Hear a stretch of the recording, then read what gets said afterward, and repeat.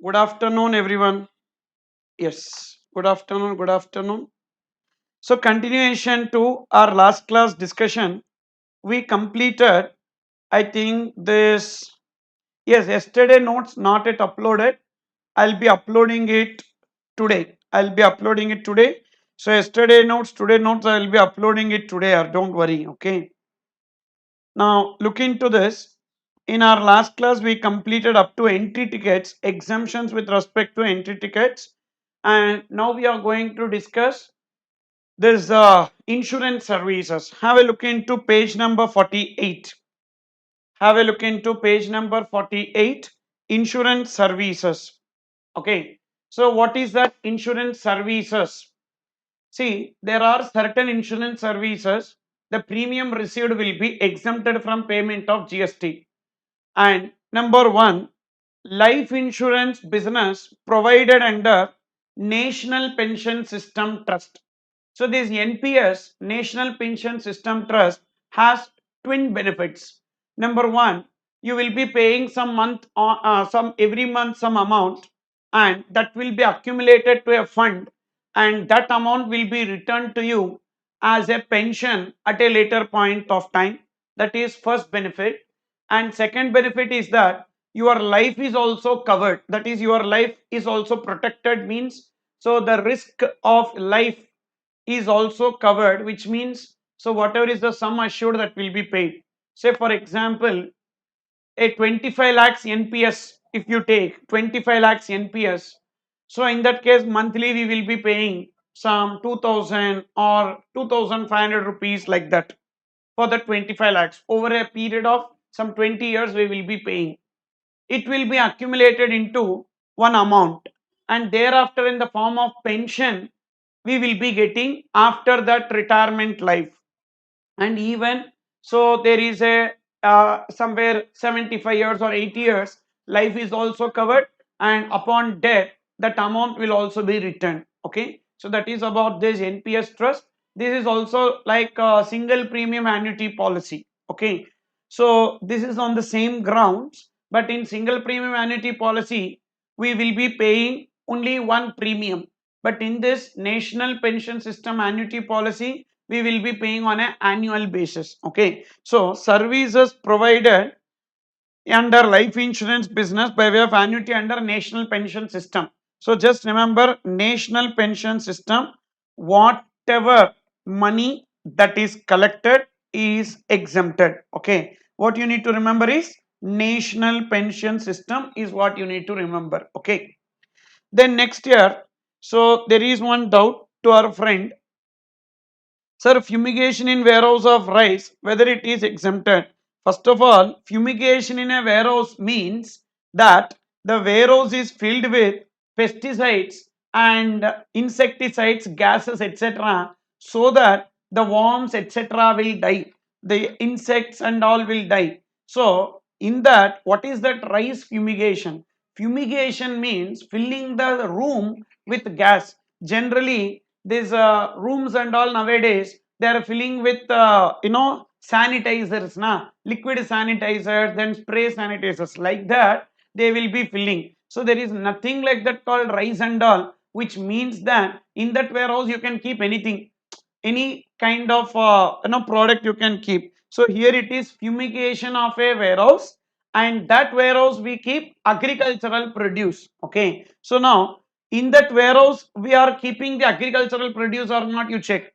In that warehouse we are keeping agricultural produce or not, we need to check. If we are keeping agricultural produce, then it will be exempted. Okay, so because if you see the exemption, the exemption reads like, okay, the exemption reads like fumigation in a warehouse of agricultural produce. Is rice an agricultural produce? No, rice is not an agricultural produce. Due to that reason, if that is a warehouse where generally we keep rice, then in that case the exemption is not available here. Understood or not? The exemption is not available. So that is this point. Done. Then next one here. Say this. So insurance services, first point, National Pension System Trust.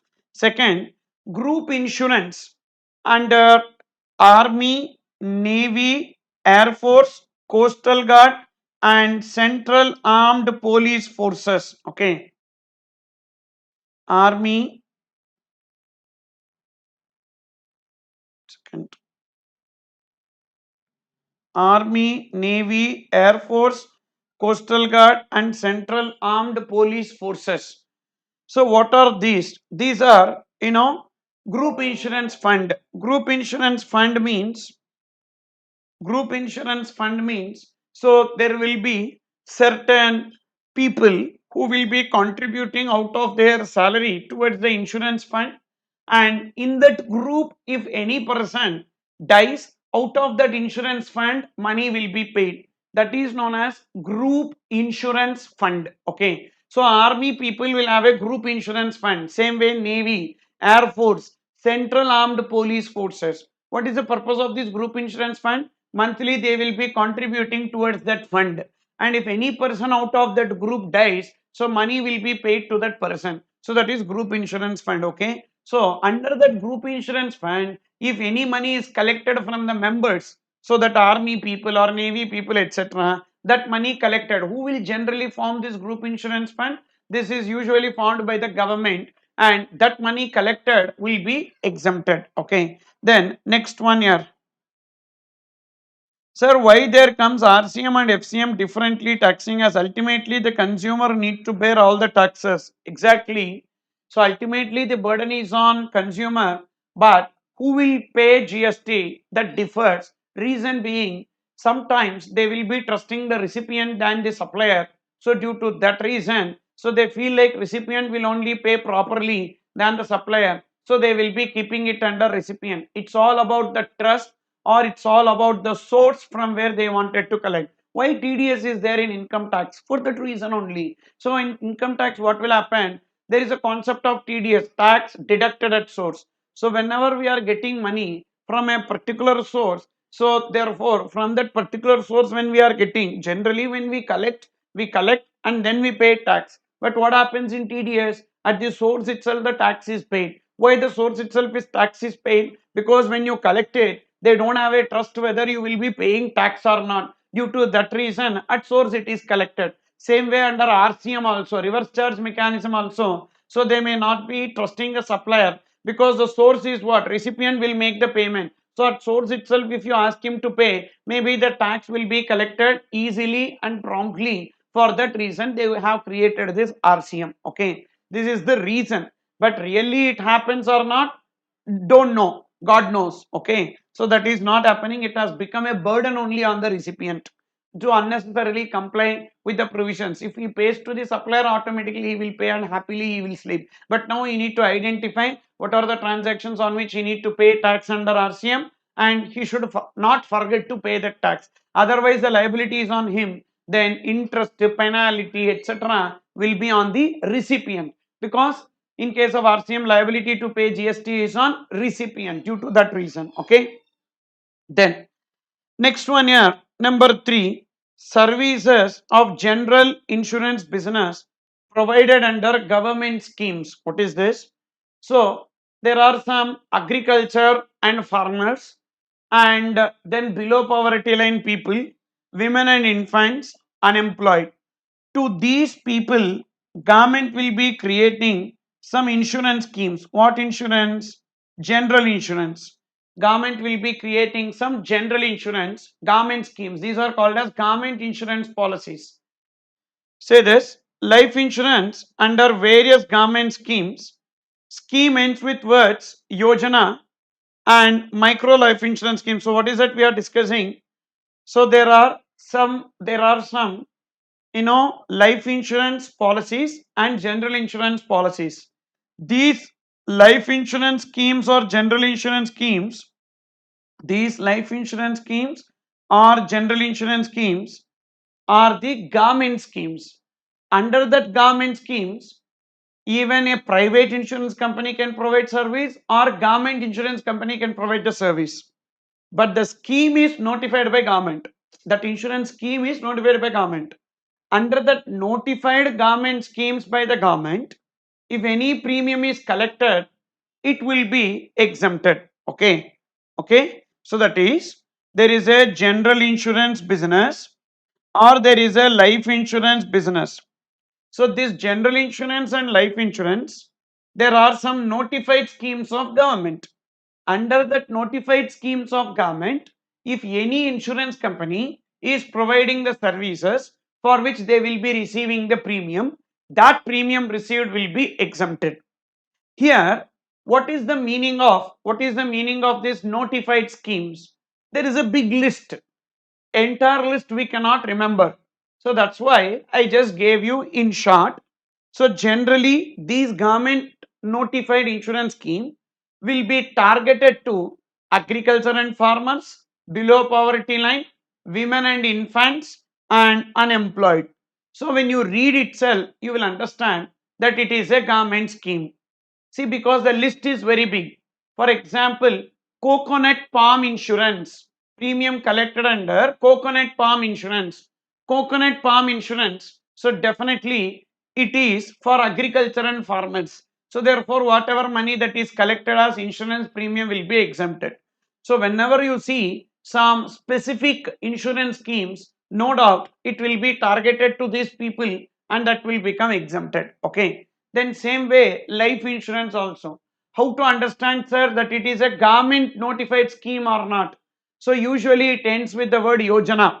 Usually it ends with the word yojana. That is Pradhana Mantri Jan Dhan Yojana and Pradhana Mantri Vayavandhan Yojana, Swasthya Bima Yojana, like that. So there will be a word that policy will end with the word Yojana, which means that it is a government notified scheme.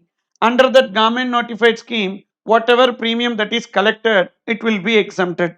Then insurance services provided to government. What is this? And one more point, micro life insurance scheme having a sum assured as rupees 2 lakhs. Please remember 2 lakhs. So sum assured as 2 lakhs. Sum assured as 2 lakhs. What is that? Sir, micro life insurance means rather than paying bigger amounts, a small amounts will be paid as premium. That is known as micro life insurance. And here the sum assured does not exceed 2 lakh rupees. So in that case, at any time the death of the person, the 2 lakh rupees, because even like this daily wage earners, then housemates, etc. So these people will be taking this micro life insurance wherein the sum assured does not exceed 2 lakhs. Sir, suppose if the sum assured exceeds 2 lakhs, then whatever premium that is collected towards that particular insurance scheme will be taxable. Okay. Suppose if the sum assured does not exceed 2 lakhs, for that they will be collecting some premium. The premium is not 2 lakhs, the sum assured is 2 lakhs, for which the premium that they collect will not be like it will be meager amount, it will be in thousands only. So that amount will be exempted under micro life insurance. Then insurance service provided to government, even government owns some properties and government employees are there. So therefore when government is the recipient of insurance service, so one insurance company provides the services to the government. Pension services before that, so insurance services provided to government, life insurance or general insurance. Insurance services provided to government. So we completed micro life insurance and thereafter we completed insurance service provided to government. That is, insurance company will be providing services to the government and they will be receiving insurance premium. So whatever premium that is received, it is exempted. So this is the point which I was discussing too. It can be life insurance, it can be life insurance or it can be general insurance. Reinsurance of any exempted insurance is also exempted. What is that? If the main insurance is exempted, its reinsurance is also exempted. For example, government owns a property for rupees 500 crores. Now that 500 crores worth of property, they have taken a general insurance with me. I am one insurance company. With me, they have taken insurance. So my risk exposure is 500 crores.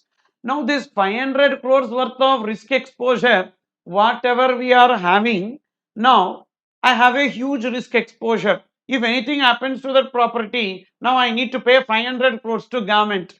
So to mitigate this risk exposure, I will take reinsurance with another insurance company. So one insurance company takes insurance with another insurance company.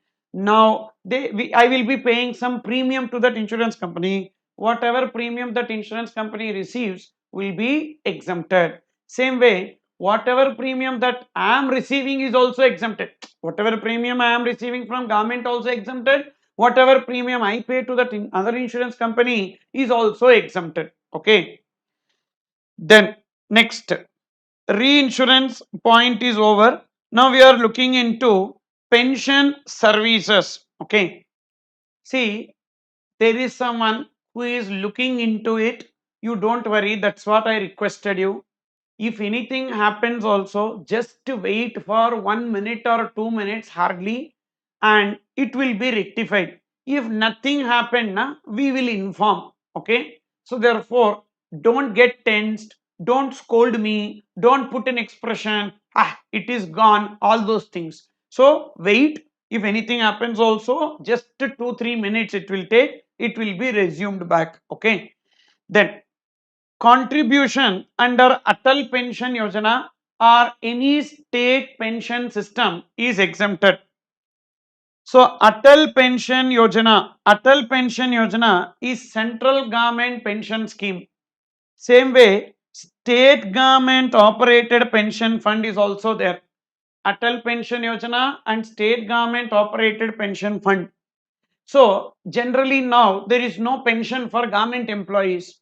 So therefore they have made it as an Atal Pension Yojana. Any person can get a pension. So monthly you contribute some amount and it will be accumulated. Say for example some 600 rupees or 500 rupees per month it will be contributed. It goes to a big sum, and thereafter, so after some 65 years or 55 years as the case may be, so monthly some amount will be paid out of that fund, some 5,000 rupees or 6,000 rupees like that. So this particular Atal Pension Yojana, I am making a contribution. Now they receive monthly some amount that is exempted. Like Atal Pension Yojana of central government, there can be any state government owned pension fund. So whatever the contributions that they receive will be exempted. Okay. So that is this pension services here.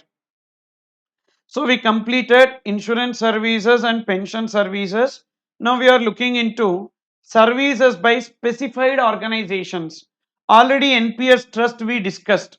Already NPS trust we discussed. Already covered under insurance itself. Okay. So this NPS trust is already covered under insurance. Already covered under insurance. Okay. Already covered under insurance. The same one, already covered under insurance, that same one. Okay. Then other organizations, SEBI. SEBI will be receiving money from whom? From the listed companies. Whatever money that SEBI receives from the listed companies is exempted. Then ESIC refers to Employee State Insurance Corporation. So this ESIC will be generally receiving money from the factories which will be taking the medical insurance on the employees, that is workers who are working in that factory. So this ESIC, whatever money that is received from those factories will be exempted. Then EPFO, Employee Provident Fund Organization. So this general regular provident fund is there. So under income from salaries, you will be heard of that provident fund. That provident fund only some amount which employer will pay, employee will pay. So that money collected by the Employee Provident Fund Organization from both employer and employee, that money collected is exempted. And then IRDA, Insurance Regulatory and Development Authority, from whom they will be collecting money, from the insurance companies they will be collecting money, that money collected by them is exempted. Then NCCCD, National Center for Cold Chain Development. So generally these people, this NCCCD, what they will be doing, so they will be collecting some money from the cold storages. Cold storage is a warehouse to keep the agricultural produce. Okay. So this cold storage, to establish a cold storage, they require some technical knowledge. That technical knowledge or technical expertise will be provided by these people called as NCCCD, and whatever money that is received will be exempted. Okay. Then next, foreign diplomatic mission located in India. Foreign diplomatic mission located in India. So what is that foreign diplomatic mission? Embassy, embassy, consulate, then UN or specified organization.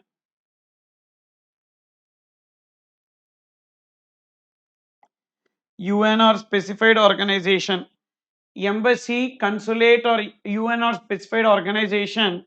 So UN organizations means this UNESCO, UNICEF, and all is there na, WHO. These are coming under UN organizations. Then embassy and consulate. So these people will be coming under foreign diplomatic missions located in India. So they collect any amount. That amount collected by them will be exempted. Okay. Then CMPFO refers to, and these foreign diplomatic missions even include these education consultancies. There are some foreign countries so who will be opening up the educational consultancies in India for the purpose of sending the students from India to the universities abroad. So even they will also come under this foreign diplomatic missions. And then CMPFO, Coal Mine Provident Fund Organization, like how we have public provident fund, employee provident fund, like that we have coal mines, people who are working in coal mines, there is a provident fund. So that coal mine provident fund organization collecting monthly contribution towards provident fund is also exempted. So these are the specified organizations, if they collect amounts, that is exempted. Okay, this can be given in MCQs. See, mainly exemptions is useful for MCQ purpose as well as some practical questions. How the practical questions will be? They will give list of activities, and in that activities, few activities will be taxable and few activities will be exempted. You need to write why it is exempted. You need to write why it is taxable. All those taxable activities you need to calculate the total, and you need to write it as value of taxable supply. So that can be asked for some 5 marks or 6 marks questions, so you will be getting like that. Now look into the next one. Sir, is there any chance of these specified organizations providing other than service in the course or furtherance of business? Usually no, yaar, because if they do any other activity not in the course or furtherance of business, so they are not permitted na, they are not permitted to do some now general activities or personal activities.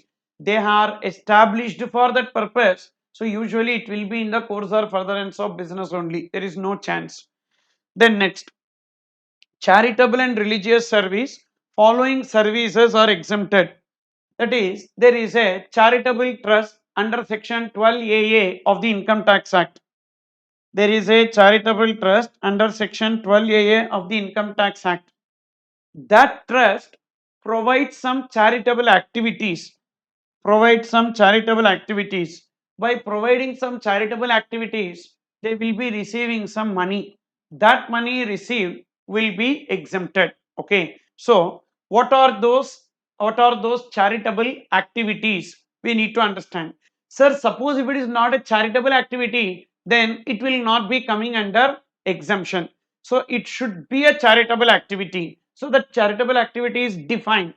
Other activities may be charitable in nature, but if it is not coming under the list of charitable activities, the money received will be taxable. Okay. So therefore, it is important to know what are the charitable activities. Number one, public health.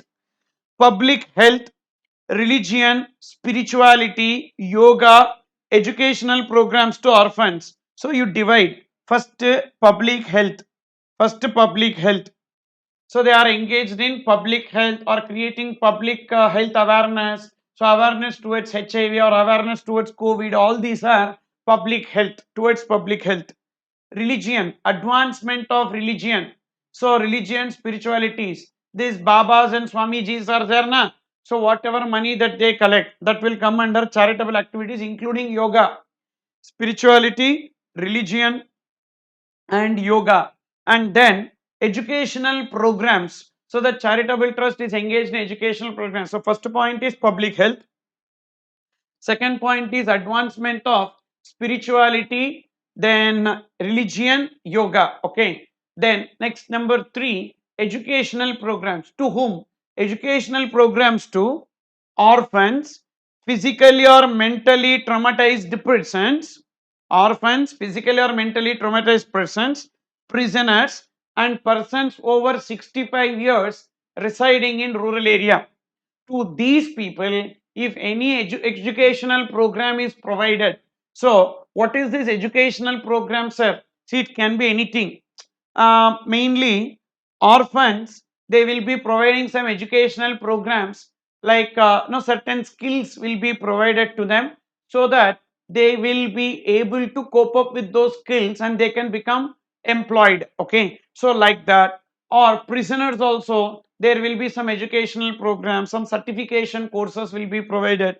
Not a certification course how to kill, how to steal and all. So really education related. Okay, and then physically or mentally traumatized persons, persons over 65 years. This is something which I don't really understand. Persons over 65 years, what education program will be provided? I am clueless. Okay, so that is also covered here. Persons over 65 years, but remember, residing in rural area, they should be residing in rural area. Generally we remember persons over 65 years, but we will forget this. So they should be residing in rural area, then only that educational program is covered under charitable activity. Then environmental preservation. Environmental preservation. Okay, so like wildlife or environmental preservation, protecting the forest, etc. That is a charitable activity. By doing these charitable activities, if they get any money, that charitable trust receiving the money is exempted from payment of GST. Apart from this, if they do any other activity that may be charitable in nature, but the money received is not exempted. Okay, what is that? Sir, entity registered under 12A receive donation from persons. Now should we link it with donation point and then decide its taxability? uh, Anyway you can take, because either you can take it like a donation, or you can see it like a membership fee, or you can see it like the services which are provided by the charitable trust and consideration received is exempted. Okay, see, generally trust receives donations which are unconditional. Majorly it is unconditional, therefore it is not consideration. If it receives a conditional donation, it will come under consideration. Same way, trust will be engaged in providing certain services. Whatever money the trust receives for rendering the services, that will also be coming under, this supply. Example, generally, in order to adopt a kid from the orphanage requires that parents who wanted to adopt a kid from the orphanage to get a clearance from NGO. So there are some NGOs, they will tell, from that NGO you need to get a clearance. What that NGOs will do, non-government organization will do, they will be conducting the inquiry about those parents. They will inquire their medical records, they will inquire what is their earning status and how they behave with their neighbors. There are a lot of criteria which will be checked by the NGO, and then only they will give a clearance certificate to adopt the child. So to get this clearance certificate, they need to pay some amount to that NGO to do the investigation. So this money, whatever is collected by that NGO to do the investigation, purely charitable in nature. So this is a charitable activity, it's not a commercial activity. But then also, this is not given in the list due to that reason. So nowhere it is given na NGO doing investigation for giving the clearance certificate for adoption. It is not given. So therefore, that activity is not there in the charitable activities. So money received will be exempted or taxable. Taxable. Money received will be taxable. Okay. Physically or mentally traumatized persons. Traumatized persons means people who got hurt mentally or physically. So they are known as traumatized. They are hurt so badly. So mentally they are hurt or physically they are hurt. Okay. So they could not recover out of that kind of mental state. so hurt and that has badly affected their heart. So that people will be known as traumatized persons. Okay. Then next, second one, services by an old age home run by central government, state government or a charitable trust to its residents aged 60 years or more against consideration up to 25,000 per month per member, provided that consideration charged is inclusive of charges for boarding, lodging and maintenance. Okay. So what is this? 25,000 rupees per month per member. 25,000 rupees per month per member, provided that consideration charged is inclusive of charges for boarding, lodging and maintenance. What is this? Sir, there are some people, some trusts which are running old age home. See, this old age home should be run by whom? Central government, state government and a charitable trust. This old age home should be run by central government, state government or charitable trust. And how much they should be collecting per month? Maximum 25,000 rupees. So up to 25,000 per month, then it is exempted. If it goes beyond that, it will be taxable. Okay. So actually this point is unnecessary exemption, because already people who are admitting their parents in the old age home will be making some payment. When they are ready to make the payment, let them pay the GST also. So old age home, if it is a government owned old age home, then completely it will be free. Completely it will be free. See, if some people don't have home and they can go for the government run old age home which is free, but whenever there is a payment, which means that some people, they are sending their parents to the old age home and they will be getting, like, they will be paying some money. So this money when they can pay, let them pay GST also. What's there in that? Okay. So therefore this exemption is unwarranted exemption. Then next, services by a person by way of conduct of religious ceremony. Who will conduct religious ceremony? Who will conduct religious ceremony? Priest, Purohit, Pandit, or a church father, so Maula, all these people will be called as people who conduct religious ceremony. Whatever money that is received by them will be exempted. Okay. Now, sir, is marriage a religious ceremony? Is marriage a religious ceremony? Marriage is not a religious ceremony. Yes, marriage is not a religious ceremony, but in marriage there will be religious ceremony. There is a big difference. As such, marriage is not religious ceremony, but inside marriage they will be conducting some religious ceremony. That money collected is exempted. I am telling you this because if marriage is a religious ceremony, then the marriage hall which is giving their hall on rent for conducting marriage will come under exemption, because conduct of religious ceremony, so conduct of marriage, so marriage hall receiving rent will be exempted. So this intention is not that. So marriage is not the religious ceremony, but inside marriage certain religious ceremonies are conducted inside marriage. So that money received for conducting religious ceremonies inside the marriage function, so that will be exempted, but remaining and all is not exempted. Okay, marriage is a event. In that event they will be conducting some religious ceremony. For that whatever money collected will be exempted. That is this. Okay. Then services by special organizations services by special organizations for religious pilgrimage, Kailash, Manasarovar and Hajj.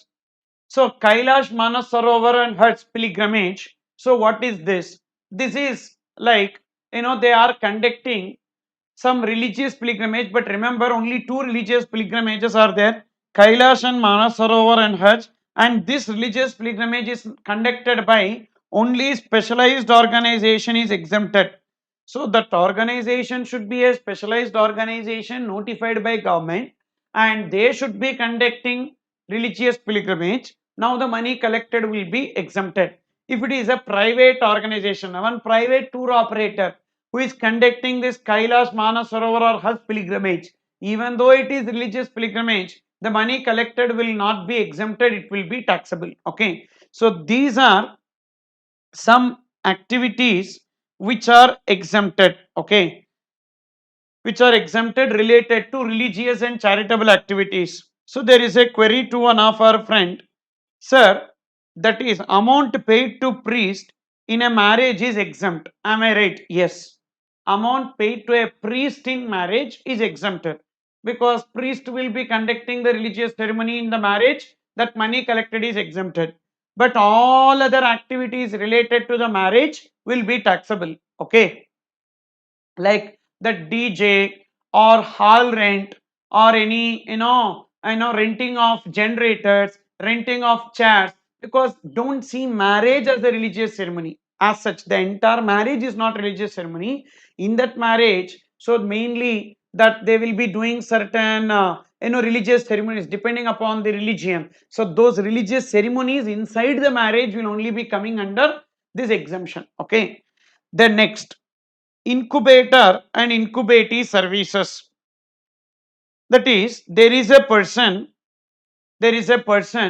who owns a laboratory where research is carried out. That laboratory where research is carried out is known as incubate. Incubate is a place where research is carried out, and that research could be developing some high technology innovative products or some biotechnology products, etc. And that laboratory is known as incubate. That laboratory is owned by one person. That person will be called as incubator. Incubator. And this incubator will appoint some people to do the research. Some scientists they will be appointing to do the research. So that scientist who is appointed to do the research is known as incubatee. So three words you should understand: incubate, incubator, incubatee. And no like a lot of movies are there, so you can take this Dasavataram movie, Kamal Hassan's movie. One old movie is there, Dasavataram. So in that movie they will be developing one biotechnology weapon. So the place where they develop that biotechnology weapon is known as incubate. And the owner of that incubate who will try to sell that biotechnology weapon to Russian people, so that person is the incubator, the villain of that scene. So who will try to sell it to the Russia people, that person is known as incubator. Who owns that incubate? And incubatee is our hero, who will be a scientist who will be developing a biotechnology weapon. So incubatee will be rendering the services to the incubator, for which incubatee will be receiving some money from the incubator. That money is exempted. That money is exempted up to 50 lakhs, which means, sir, if it crosses 50 lakhs, entirely taxable, or only the excess is taxable? Only the excess is taxable. Only in this place it is like this. The entire exemptions chapter, in the entire exemptions chapter, please try to understand. In the entire exemptions chapter, when there is a number given, if you cross that number, you will not get exemption, entirely it is taxable. For example, we saw that room per day room tariff is 1,000 rupees. If it is less than or equals to 1,000 rupees, it is exempted. If it exceeds 1,000, the excess is taxable, or entirely it is taxable? Entirely it is taxable. Like that, in all places in exemption, wherever that monetary limit comes, once you cross that monetary limit, you are liable to pay GST on the entire amount. Whereas only in this place, up to 50 lakhs is exempted, and once you cross that 50 lakhs, you need to pay GST on the taxes only, during the current year. Sir, this 50 lakhs is per annum or per month, or how it should be interpreted? It will be per annum. Okay, per annum services provided is exempt up to 50 lakhs. And sir, current year it crossed 50 lakhs. Now on the excess we need to pay, and next year onwards the exemption is not available. Because if you see the conditions, previous year aggregate turnover should not have exceeded 50 lakhs. Means previous year the turnover should be within 50 lakhs, and current year also it should be within 50 lakhs. Then current year it is exempted.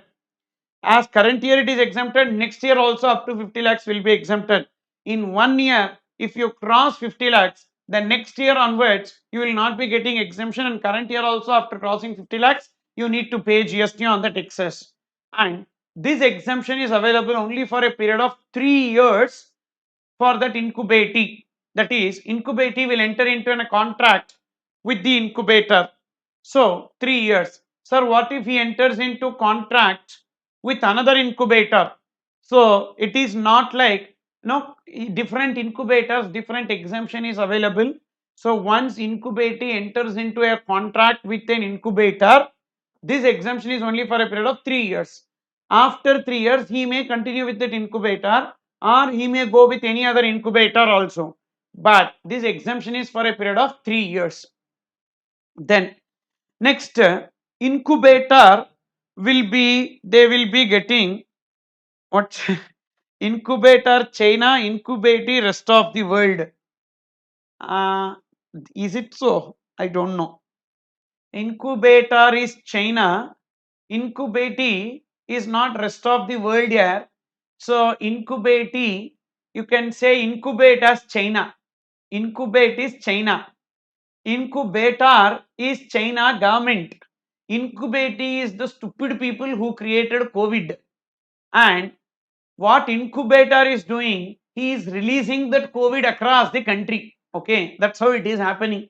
And incubator will be getting the technology. See, once the technology is developed in that laboratory, who owns the technology? Who owns that biotechnology or any other technology? Incubator. The ownership is with the incubator.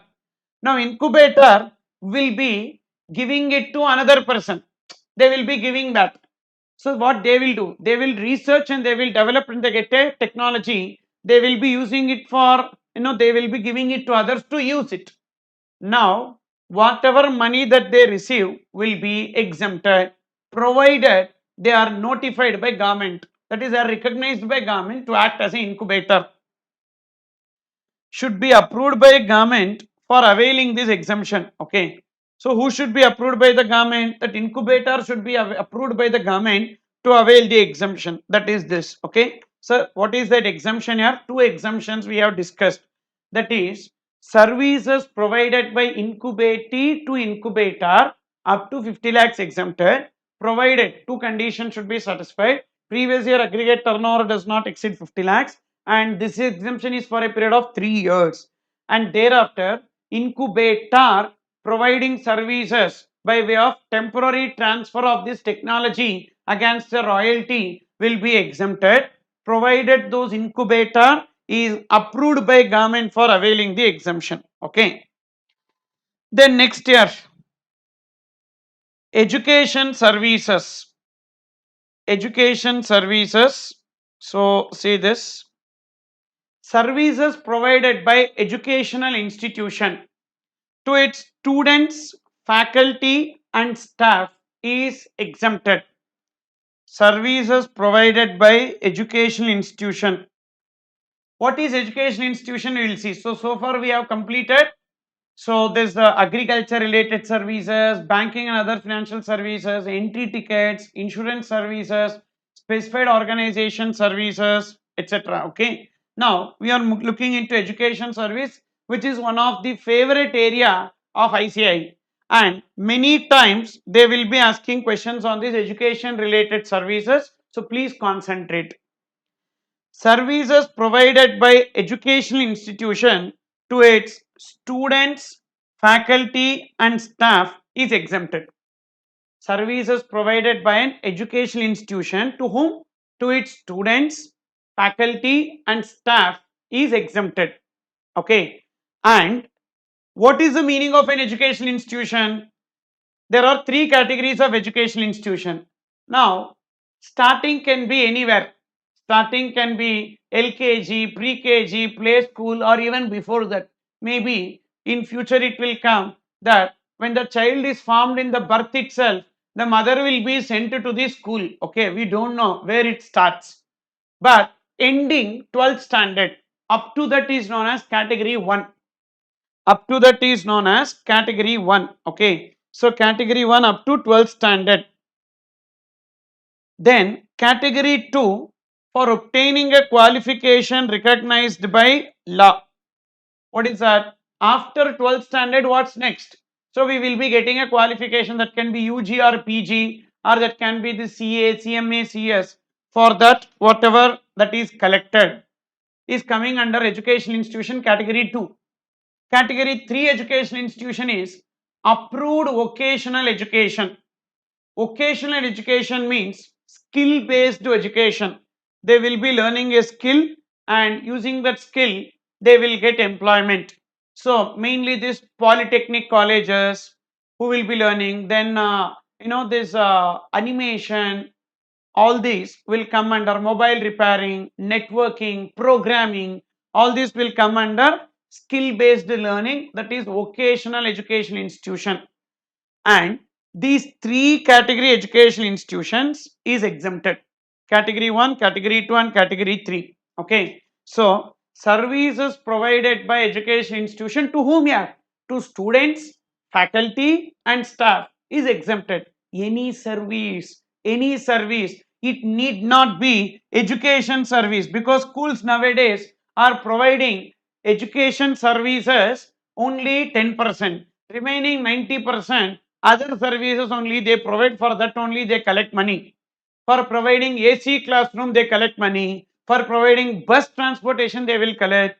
For providing other extracurricular activities they will collect. In the name of book fees they will collect. So apart from education only they do lot of things, lot of money they are collecting. All this money collected by them is exempted. So any service, it need not be education services, it can be any service provided by education institution to students. That we understood, sir. What is this faculty and staff? That is, there are some engineering colleges which will be started in one thick forest. They will identify and they will start one engineering college over there. Okay, and to that forest no bus will go, only their bus will go, and therefore the faculty and staff don't have any other go but to travel in the bus of that college. And will that college be doing it for free? No, even from faculty and staff also they will be collecting bus fees. Now whatever money that they are collecting will be exempted. That is, that services provided to faculty and staff. Same way food will be provided to faculty and staff, even students, that is also exempted. Okay, now by educational institution anything is exempted here. By educational institution anything is exempted. Okay, now first category you understood. What will come in first category? All schools will come. Sir, is it any recognized board? See, it can be any board here. It can be state board, it can be central board, that is CBSE, or it can be ICSE, IB, or maybe no some inter universe board also could be there. Some other universe or another planet board also can be there. So that board also can be there. That is 12th, up to 12th it is exempted. Okay, because our people are not satisfied now with state board, they go for CBSE, then they go for ICSE, then they go for IB, and even after that maybe some aliens would have created some board, so that education also will be provided in India. Okay, so that is also covered here. So they did not mention which board. So up to 12th standard or equivalent. Then category 2, obtaining qualification recognized by law. So any qualification recognized by law. But here very important is that educational institution should be authorized to provide that education. For example, say these coaching centers are there. If you take CA fees is exempted. Logically, CA is also a qualification recognized by law. Then CA coaching fees should be exempted now. Then why CA coaching fees is not exempted? Because whatever CA coaching which is being provided are not authorized by ICAI to provide, any coaching center for that matter. So today you will be seeing lots and lots of coaching centers. All these coaching centers, and not just in Chennai, there are many coaching centers across the country. And these coaching centers, are they recognized by ICI to provide the coaching? No, not at all. So therefore, whatever fees that is collected will be chargeable to GST. What if those coaching centers are recognized by ICI, then the fees collected will be exempted. What about CA Institute? CA Institute collect registration fee, na exempted, and CA Institute collect the exam fees, that is also exempted. There is no GST on that. Same way, college. Sir, universities will be giving permission to the college to provide education.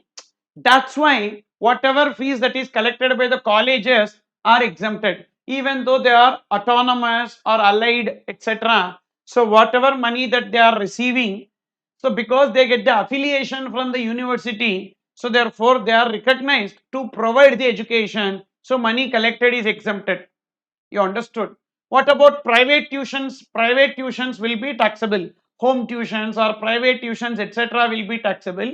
But, sir, tuitions and all, they will not be collecting GST. Because you pay fees in cash, they will not be collecting GST. No one will know that. Na?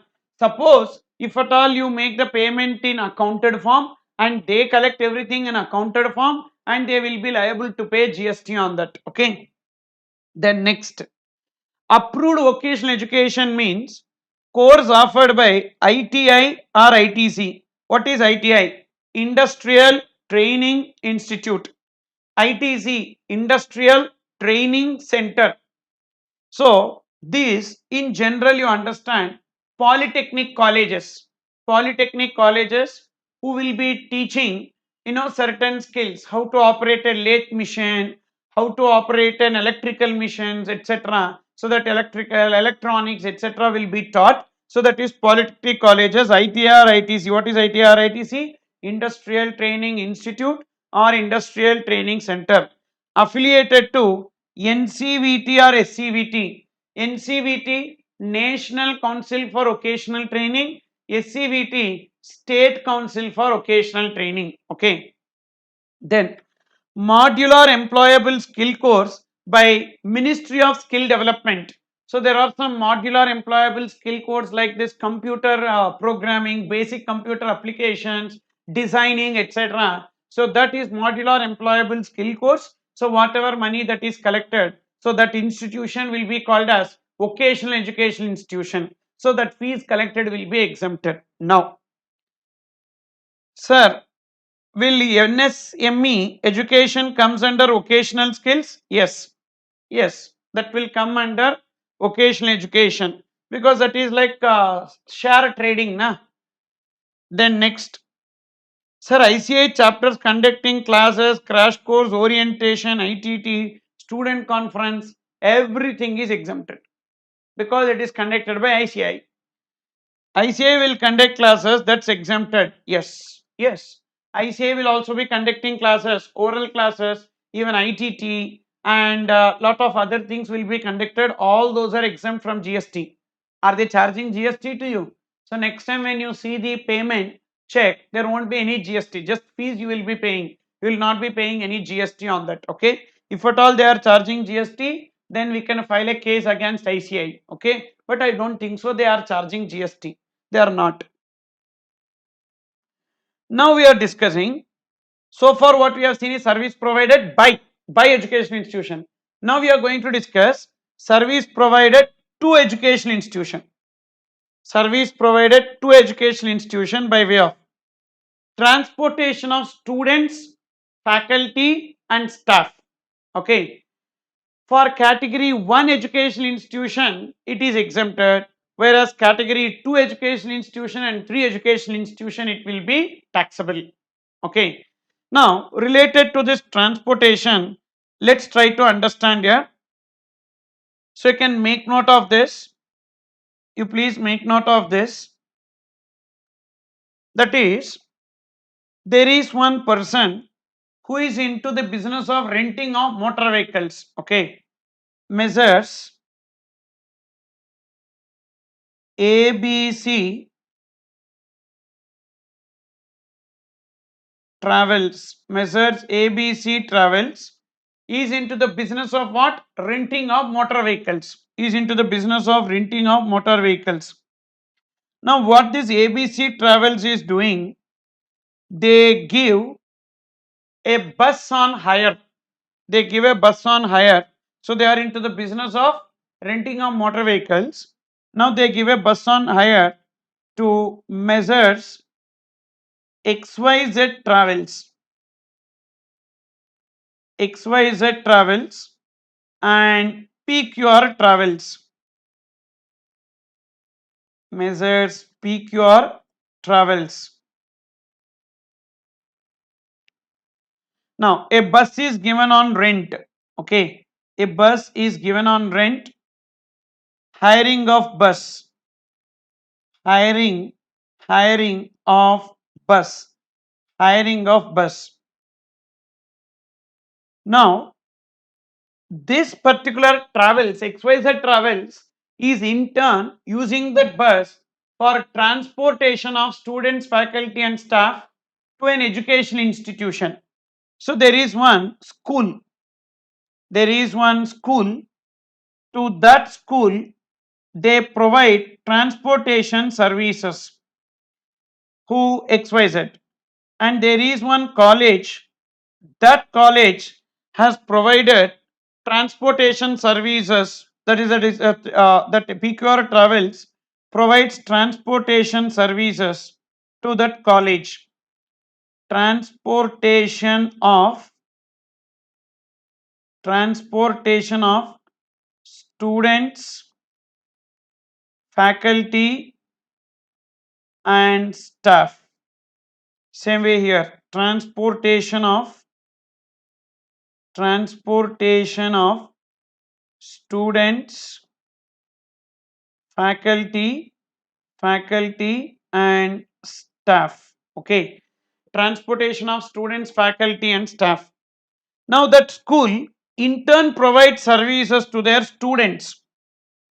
So they have their students, to the students of that school, to the students, faculty and staff of that school, to the students, faculty or staff of that school.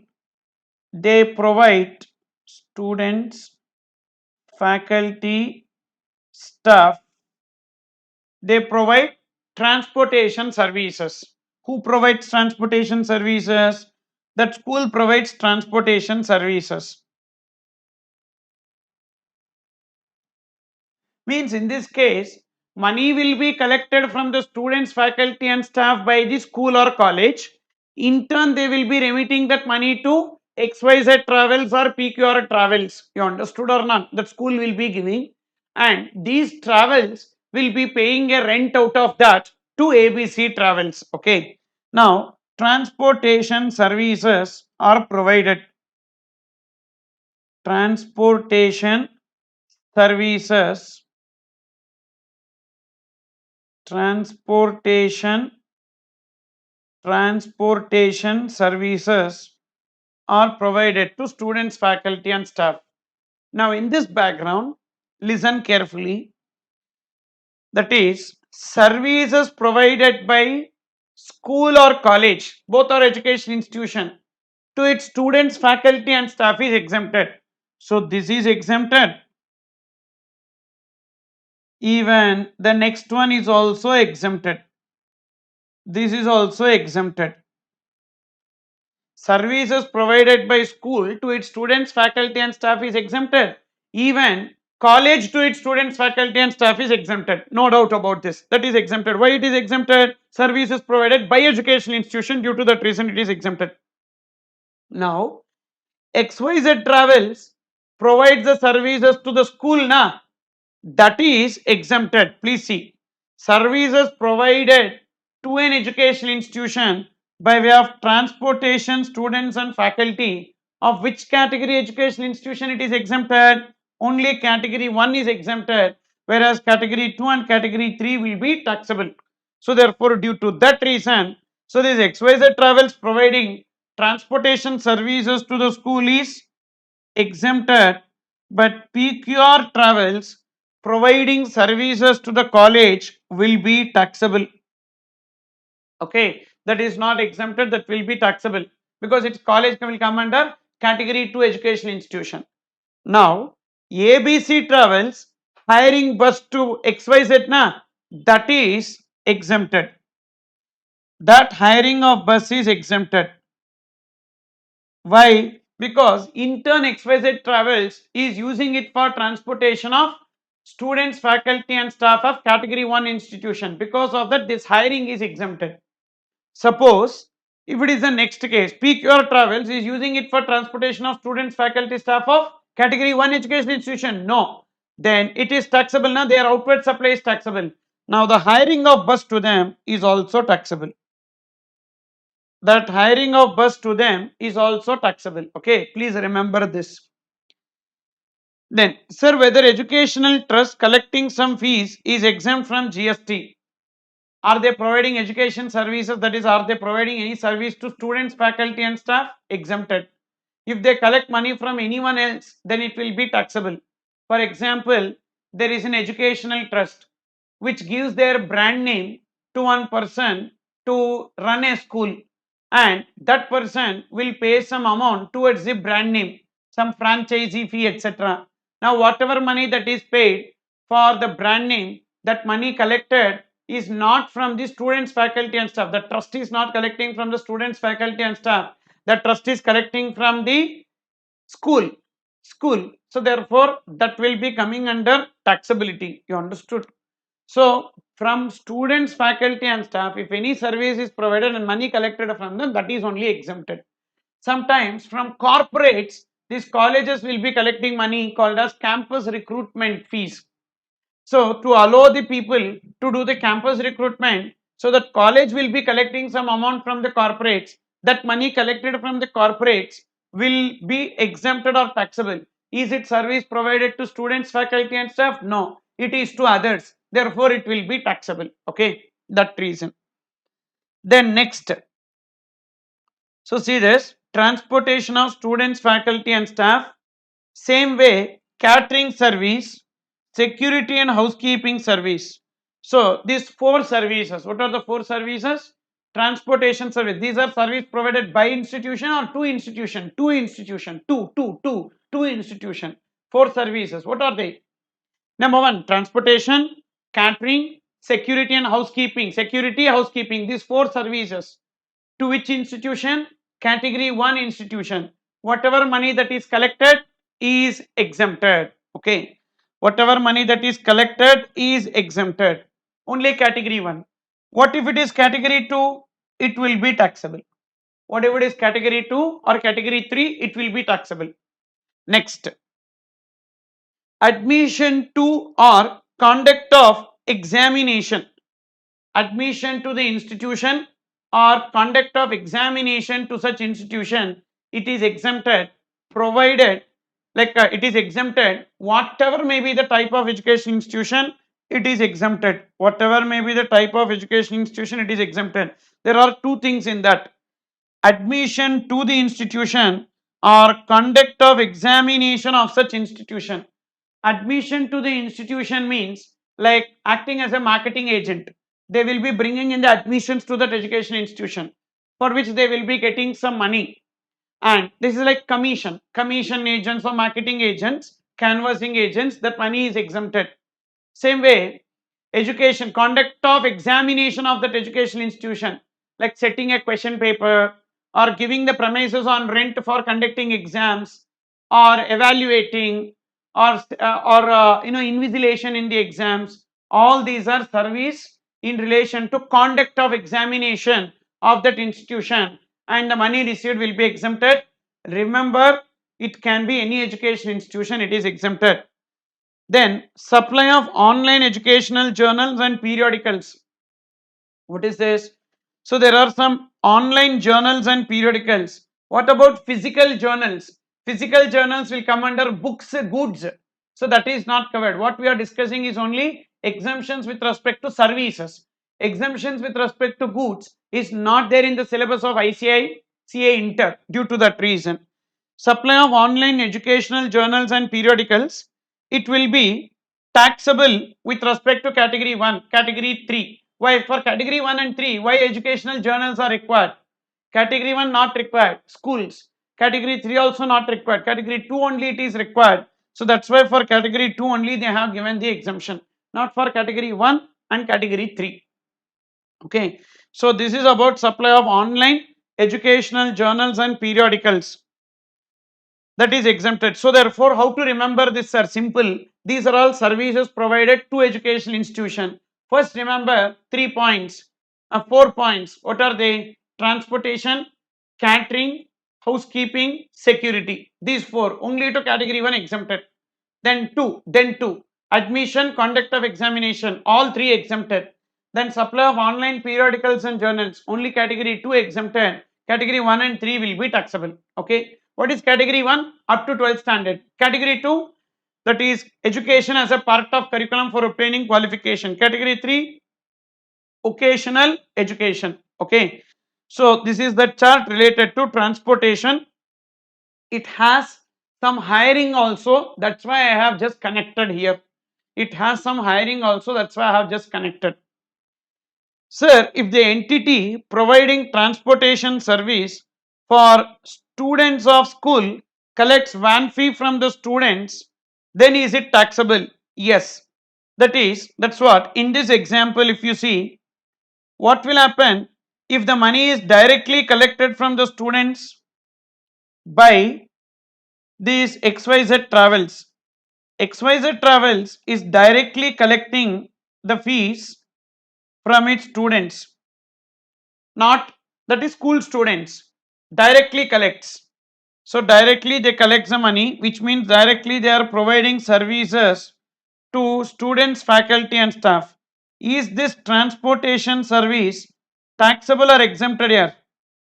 Is this transportation services taxable or exempted? Do we have any exempted? No. So only when services are provided to education institution it is exempted. This is directly to the students. No. Sir, but we have service provided by educational institution to students. Here it is not by educational institution, it is by one travel agency. So therefore it will be taxable. It will be taxable. Same way here, PQR Travels provide services to the students, faculty and staff directly, that will also be taxable. Transportation services, even that will also be taxable. Okay, so directly to students, faculty and staff is taxable. Then Jain toddlers, Euro kids, etc., they are coming under preschools. Preschool, they will be conducting preschool education na. So up to 12th standard, when I say up to ending only, I said starting point I did not say anything. It can be, it can be daycare, it can be play school, it can be preschool, LKG, UKG, anything. So starting, everything are covered there. Up to 12th standard, everything is covered. Even these Euro kids or anyone, any play school, everything is covered there under exemption. Category 1, service provided by education institution. Then next one here, amount paid to training providers under Deen Dayal Upadhyaya Gramina Kausalya Yojana for providing training in relation to vocational education courses certified by National Council for Vocational Training. That is this Deen Dayal Upadhyaya Gramina Kausalya Yojana, DDUGKY. So there are some training providers under this scheme. They will be going to rural area and they will be providing services by way of developing the skills of some people over there. Due to that reason, they may have a startup, like they may start some small scale industries and all. So these training providers who go to the rural area, to provide that services under Deen Dayal Upadhyaya Gramina Kausalya Yojana, so money received will be exempted, mainly skill based, like you know, this mobile repairings, or this stitching, mainly stitching, then incense sticks making, candle making, paper cups making, etc. These kind of skills will be taught to them. So they will purchase one small machinery and they will become a small scale industry. Okay. So that money received by these training providers is exempted. And then educational program where entire expenditure is borne by central government, state government or union territory. You just write it below. Educational programs, educational programs, educational programs where entire expenditure, where entire expenditure is borne by, where entire expenditure is borne by central government or state government is exempted. What is this here? What is this? Example, example, say there is one coaching center which provides coaching to the students, for which fees will be paid by the government. Okay, say this. CA coaching, CA coaching provided to below poverty line students, below poverty line students, for which fee is collected from central government, okay, which will be exempted. Okay, such fee collected is exempted. Such fee collected is exempted. Okay, such fee collected is exempted. Then, sir, what I mean is Eurokids is like a franchisee, right? So the payment made, that will be taxable. That franchisee payments made will be taxable. Okay, yes, that will come under franchisee model.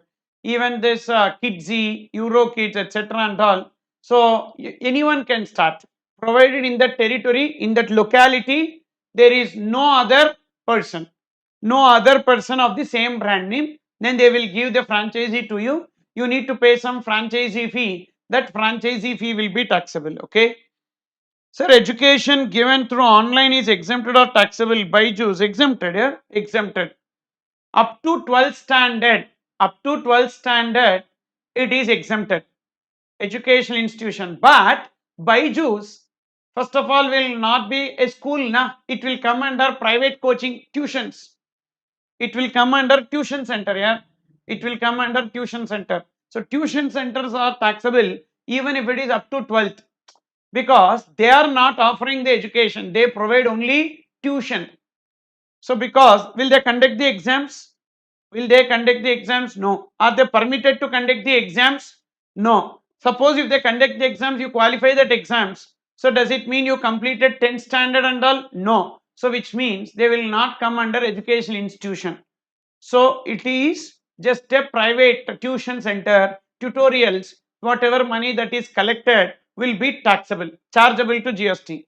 Up to 10th, 12th, even CA, everything. So all these people who are into online platforms are like tuition centers or tutorials, whatever money that they collect will be taxable. Okay.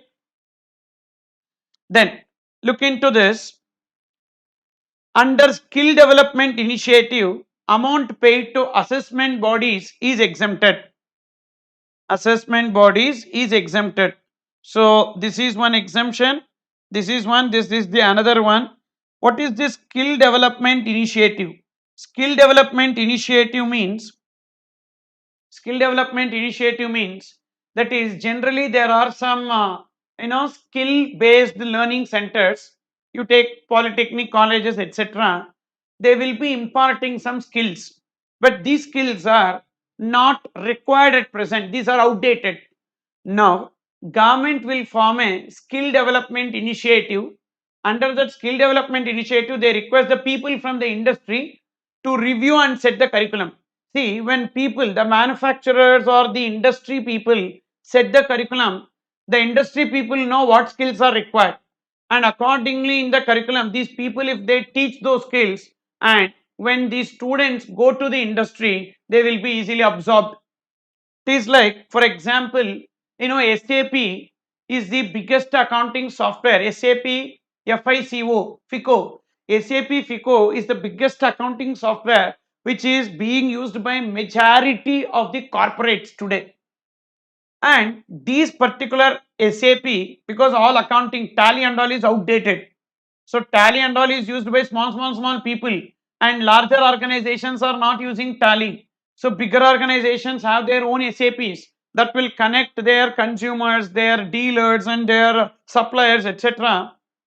So this enterprise resource planning, so big ERP is being implemented. So that will be done by SAP. SAP is one company, and in that FICO module, that is finance and commerce module is there. So this particular is what every organization is using. So when you are a chartered accountant, you will definitely be working on that only in future. Now, what will happen? You are learning tally and going, or you are learning journal entry, ledger and going. So, what will happen? No one will give you employment. So, they will say, what is this? All these are outdated. I don't need this skill. So, if the people from the industry come into the board of CA and if they set the curriculum, what will happen? So, really, what is really required over there will be set as a curriculum. See, if you learn some, there are some subjects which will never be applied in your reality. So, taxes you will definitely apply, direct tax as well as indirect tax. Whatever accounts that you have learned, that you will never apply in reality, whatever you learned at a foundation level. At the foundation level, what you are learning now, and even at inter level, what you are learning, many things you will not be applying in reality, because in reality completely it is different. And even costing, financial management, all these things will not be applied in reality. So what happens in reality, if those areas are being given to these people, so then easily these people will be absorbed. But to some extent our course is such that, so majority is applicable in reality, not everything, but majority is there in practice. So due to that reason, always our course is having a sheen. But if you see some courses like engineering and all, or even polytechnic, why these people are not taken by the industry? Industries are going into robotics. If this person brings one nut and spanner, no one will give job to him. You understood? So therefore, people from the industry, if they set the curriculum, automatically the unemployment will come down.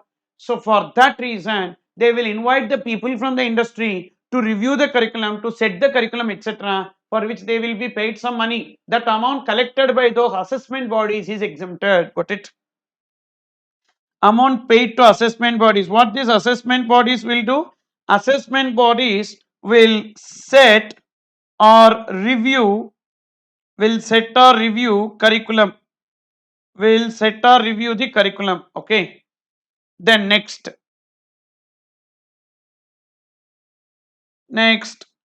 there are few queries. Sir, how about the exhibition competition conducted by educational institution or government to showcase the talent? Entry fee part. So education, exhibition, competitions, all these, that is, I'll come to that. I'll come to that point later, because we have not yet discussed. Sir, even education provided to people above 65 years living in urban area by government is exempt here. The restriction is only with respect to charitable institutions. Am I right? See, educational programs above 65 years, what? Is it vocational education? If it is vocational education, then it is exempted. It should be covered under vocational education. If it is not covered under vocational education, that will not be exempted. Then next, taxability of non-agro products, that is processed goods. So processed goods, why we need to bother here? That is goods, na? We don't have the exemptions with respect to the goods. We don't have the exemptions with respect to the goods. We have only exemptions with respect to the services. Exemptions with respect to the goods we don't have in syllabus. Okay.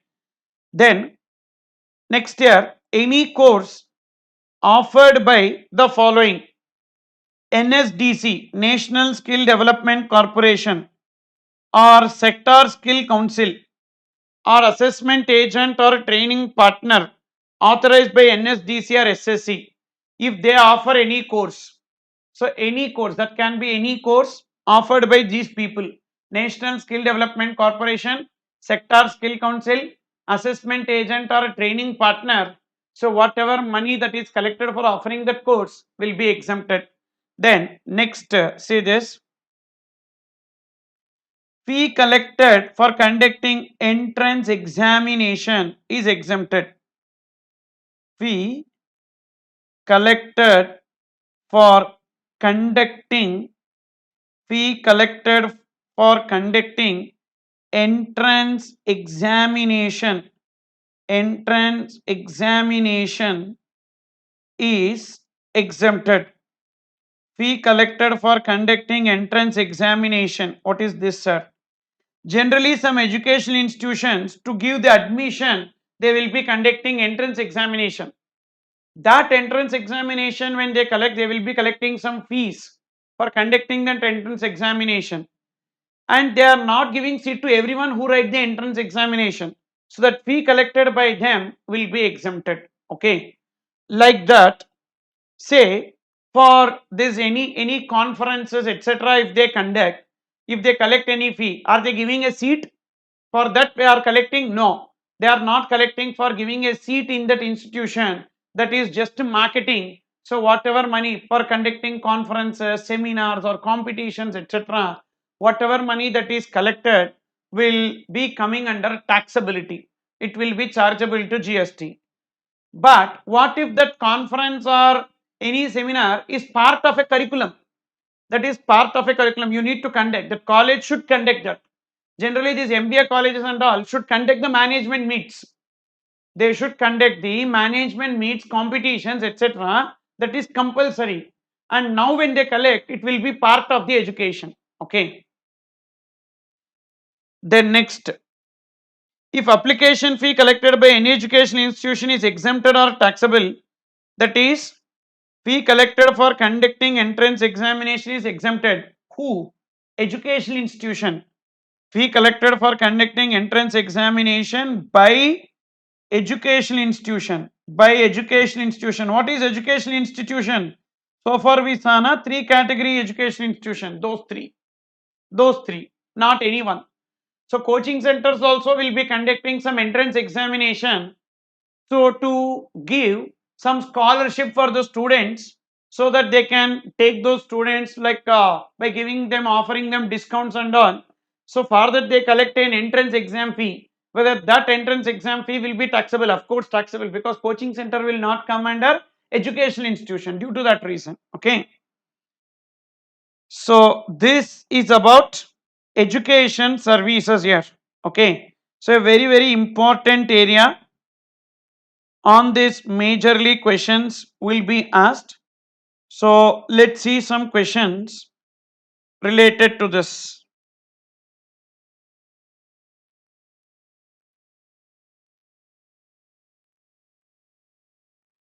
Say this. This is MTP May 2019. MTP May 2019. Please have a look into page number 89. Page number 89. Sir, exam fee collected by college. College is an education institution, so exam fee collected by them, any fee collected by them is exempted. Sir, will NSDC itself provide service or through some entities? They themselves will provide, even they will give affiliation to some other people to provide the services. Sungrow Private Limited, a registered taxable person having gross receipts of rupees 50 lakhs in the preceding financial year, provides the following information relating to their services for the month of July 2018. So this is question number 13 in page number 89. Question number 13 in page number 89, please check. So there is one person, Sungrow Private Limited, so relating to their services for the month of July 2018, running a boarding school, 2,40,000, running a boarding school, 2,40,000. Is it taxable or exempted? Please participate in the discussion. Is it taxable or exempted? 2,40,000. 2,40,000 is exempted. Why? Sir, boarding school. What is a boarding school? A school which will provide the hostel facility also is called as a boarding school. So whether boarding school is exempted? Yes. See, any service provided by the educational institution is exempted, including hostel facility provided by that educational institution, any service. Then fee from prospective employer for campus interview. Fees from prospective employer for campus interview. So this is service provided to students, faculty and staff? No. This is services provided to one corporate for which they collect the money. So that will be taxable. That will be taxable. Then education services for obtaining the qualification recognized by law of foreign country. Educational services for obtaining the qualification recognized by law of foreign country. Sir, law of foreign country. Law of foreign country will be taxable. It is not recognized by law in India, na? Due to that reason. Good. Then next, renting of furnished flats for temporary stay. Why? Why it is exempt? It is not exempt. The previous one is not exempt. It will be taxable. So renting of furnished flats for temporary stay to different persons. Rent per day is less than 1000 rupees per flat.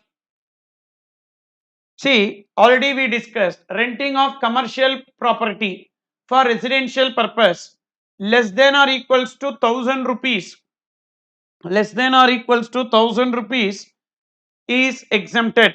Okay, so it is exempted. Then next, conducting modular employable skill course approved by National Council of Vocational Training. Modular, this is covered under approved vocational education course, na? Modular employable skill course. So therefore it will be exempted. Exempted. Conducting private tuitions where the amount collected is 3 lakhs. Conducting private tuitions, what is the amount that is collected? 3 lakhs. Private tuitions is not exempted here. Private tuitions is always taxable. Running martial arts academy for young children. So training in arts, culture and sports is actually exempted. So this comes under the separate point. Training in what? Arts, culture and sports, recreational activities. Training in arts, any arts. Culture is like, imparting Vedas, Upanishads, Sanskrit, that will come under culture. And then sports, but that sports, training sports, so the sports training centers should be registered as a trust, then only money received will be exempted. Okay, again I am repeating, say this: training in recreational activities, training in recreational activities relating to what? Training in recreational activities relating to arts, culture and sports. Arts, culture and sports. This arts is exempted. Training in recreational activities relating to arts is exempted. Training in recreational activities related to culture is also exempted. Now sports, we need to check whether they are registered as a trust 12AA or not. We need to check. Registered as 12AA trust, registered as section 12AA trust, income tax 12AA trust, not registered as section 12AA trust, not registered as section 12AA trust. It is registered as section 12AA trust or not registered as section 12AA trust. If it is registered as section 12AA trust, whether it will be taxable or exempted? It will be exempted. What if it is not registered as section 12AA trust? Then it will be taxable. If it is not registered as section 12AA trust, then it will be taxable. If it is registered as section 12AA trust, then it will be exempted. Okay. So this is training in recreational activities relating to arts, culture and sports. Okay. Now let's take some examples to understand this. Example for this arts one is, dance schools, dance, dance school, then martial arts academy, martial arts academy, etc. will come into this. Then culture, like, Vedas. Then we have this language, all languages will come under culture. So sports example, you can take cricket academies, cricket academy will come under sports. Okay. So therefore in this case, so this is the one, this is one exemption, and in this case conducting, what is that, running martial arts academy, arts will be exempted. Conducting career counseling sessions, for whom? Is it for the students, faculty and staff, or it is to others? Sir, anyone, sir, if you are if the person is a student, why you will conduct a career counseling? If that person is a student, why you will conduct a career counseling? So generally career counseling is conducted to bring the students, correct or not? So therefore this will be taxable. Conducting career counseling session will be taxable because this is not given to students, faculty and staff or to others. So therefore it is taxable. So now compute the value of taxable supply. So we need to take, so 1,70,000. So we need to take 1,70,000 plus 3,10,000 plus then 3 lakhs plus 1,65,000. So 9,45,000. So where is this? Something is missing. 55,000 martial arts academy for young children is considered as taxable, but actually it is exempted here. So actually it is exempted. Please make the change. It is exempted. So martial arts academy is exempted. Arts, recreational arts. Okay, any art is covered there. Therefore it is exempted.